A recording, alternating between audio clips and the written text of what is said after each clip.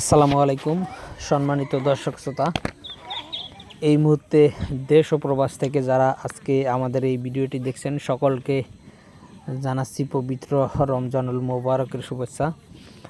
দর্শক, আজকে আপনাদের সামনে যে ঘাসটি দেখানো হচ্ছে এটি মূলত ইন্দোনেশিয়ান স্মার্ট নেপিয়ার ঘাস। দর্শক, এটি মূলত আপনার জারা কিংবা পাকচন বা অন্যান্য ঘাসের মতো অনেক বেশি লম্বা হয় না। এই ঘাসটি মূলত খাটো প্রজাতির একটি ঘাস। তবে এই ঘাসটি খাটো হলেও নিচ থেকে অনেক বেশি চারা হয়, পাশাপাশি এই ঘাসগুলোতে অনেক বেশি পাতা হয়।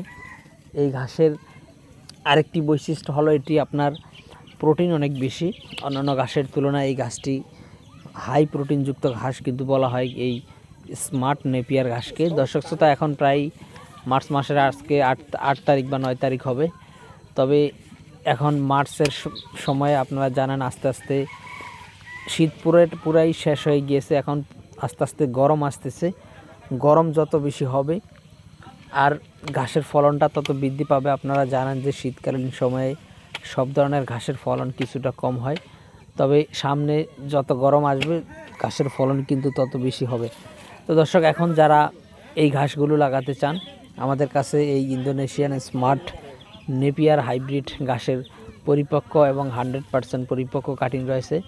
চাইলে আপনারা এই ঘাসের কাটিংগুলো আমাদের কাছ থেকে সংগ্রহ করে আপনাদের জমিতে রোপণ করতে পারেন।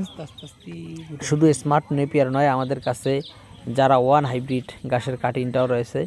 তারপর তাইওয়ান হাইব্রিড নামে যে নতুন একটি ঘাস এসেছে, সেই তাইওয়ান হাইব্রিড হাই প্রোটিনযুক্ত এবং উচ্চ ফলনশীল। দর্শক শ্রোতা, জারার থেকে দ্বিগুণ ফলন হয় সেই তাইওয়ান হাইব্রিড ঘাসের কাটিংটাও আমাদের কাছে রয়েছে, এবং লাল পাকচন, সবুজ পাকচন এর কাটিং রয়েছে, এবং জার্মান হোয়াইট ঘাসের কাটিংটাও রয়েছে।